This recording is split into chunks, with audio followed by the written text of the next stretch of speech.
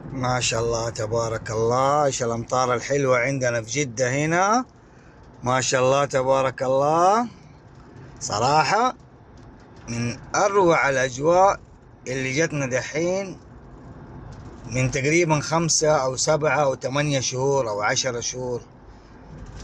ايش الامطار الحلوة هذه، بصراحة جو روعة. لا يفوتكم جدة، جدة ام الرخاء والشدة.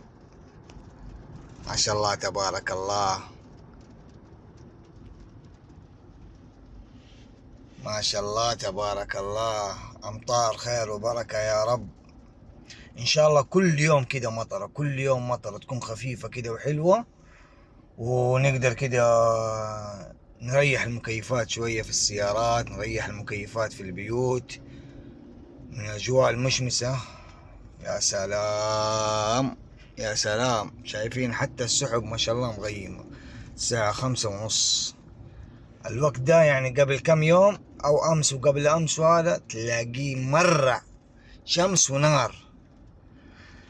يا رب كده انقلب الجو، يا رب صارت الاجواء حلوة كده في جدة. ان شاء الله 3 5 شهور كده قدام الاجواء تكون حلوة يا رب.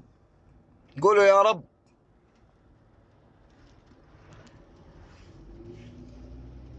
شايفين الاجواء الحلوة، امطار خفيفة كده حلوة ورايقة.